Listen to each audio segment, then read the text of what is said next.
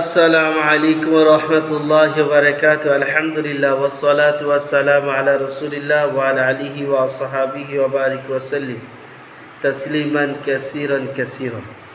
আম্মা বাদ। আজ যে বিষয়বস্তুর উপরে হাদিস পড়া হবে সেটা হচ্ছে এই যে রাগ হলে কি পড়তে হবে। আসেন সেই বিষয়ে হাদিস থেকে জানি। عن معاذ قال استبى رجلان عند النبي صلى الله عليه وسلم فغضب أحدهما فقال النبي صلى الله عليه وسلم إني لا أعلم كلمة لو قالها ذهب غضبه أعوذ بالله من الشيطان الرجيم।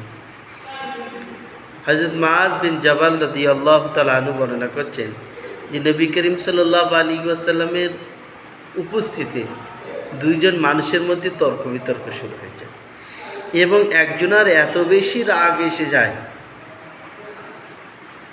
নবী পাক সাল্লাল্লাহু আলাইহি ওয়াসাল্লাম এই অবস্থাকে দেখে বললেন যে আমি এমন একটা কলমা জানি, ওই কলমাটা যদি কোনো রাগান্বিত ব্যক্তি পড়ে তো ওই কলমার বরকতে আল্লাহ তাআলা তার রাগকে পানি করতে পারে, তার রাগ দূরে সরে যাবে।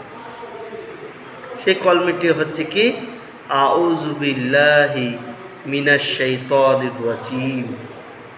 আউযু বিল্লাহি মিনাশ শাইতানির রাজিম।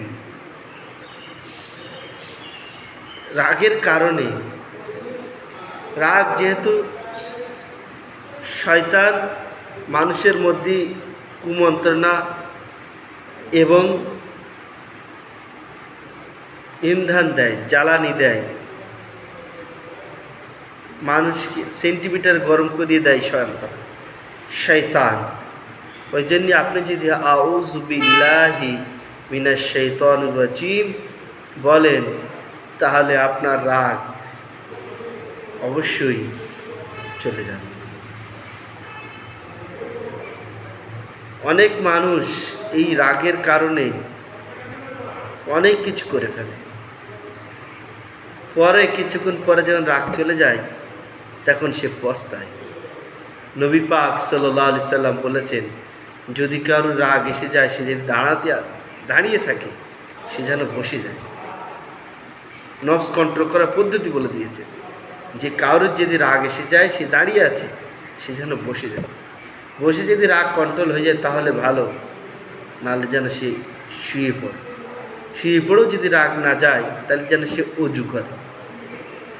কেননা রাগ আসে শয়তান থেকে, শয়তান থেকে আগুন থেকে, আর আগুন পানির কাছে জব্দ।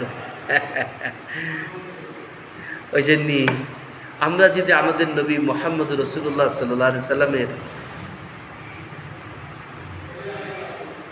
হাদিসকে, বাক্যকে আমাদের জিন্দগিতে প্রাধান্য দিয়ে থাকি তাহলে ইনশাল্লাহ আমাদের অনেক বিপদ থেকে আমরা বেঁচে থাকি। ইহকাল পরকাল দুই কালই আমরা সাকসেসফুল হব। আল্লাহ তাআলা আমাদেরকে তৌফিক দান করুন, বলুন আমিন।